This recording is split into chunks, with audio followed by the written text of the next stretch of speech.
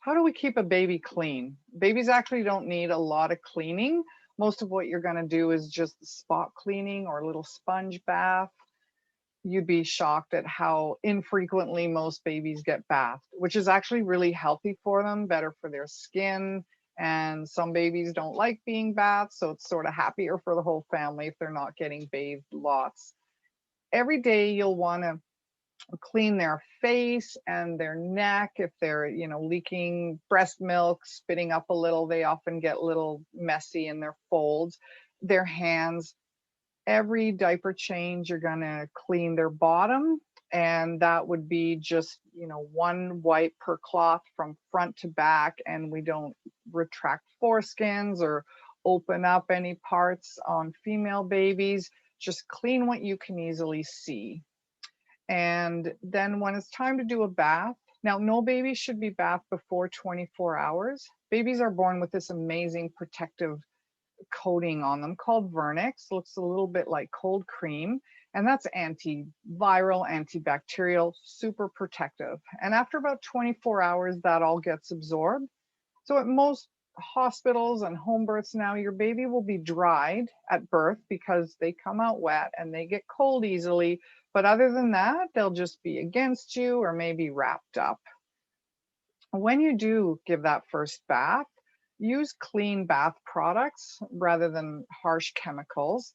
And if it's your first baby, there might be a nurse or a midwife or someone teaching you to bath your baby. You could ask them if it's okay for you to videotape them so you've got the instructions, because, we get tired when we're holding our new babies.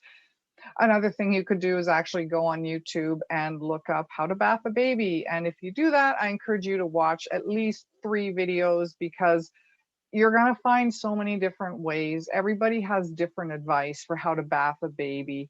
Generally speaking, we recommend you go from cleanest to dirtiest. So that's usually going to be starting with the face, the hands, and then working your way down.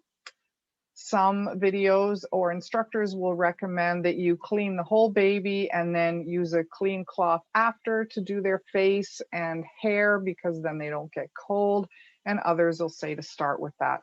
You'll find your way. You'll find what's best for you. For comfort, we know babies cry often when they're getting bathed because they get really cold and they don't like that. So you could leave a towel on your baby if you're using a little baby bathtub, and then just pull out an arm to clean an arm and then wrap them up in the towel again. And it's okay if the towel gets wet. Another way to bath a baby that babies love is for a parent to get in the bathtub, in their own bathtub, and then someone pass the baby to the person in the bathtub, and then the baby's against their parents, and it's a great bonding, and babies stay nice and warm and happy, and that's a good way to bath a baby. And then when you're done, whoever's in the bathtub would call someone else to come, and they'd hold out a towel, put the baby in there.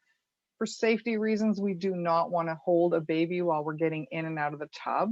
And wet babies are super slippery, like a bar of soap. So that's why we just want to be really careful about that. But babies love being bathed that way. So I want to reassure you that you're going to learn the best way for your baby, the best way for your family. Every baby's a little bit different. And I wish you well as you take care of your baby. So I'm Angie Evans. I'm a doula and a doula trainer and a prenatal educator. And you can learn more on my website or on my YouTube channel. There's lots of information there. So thanks for watching.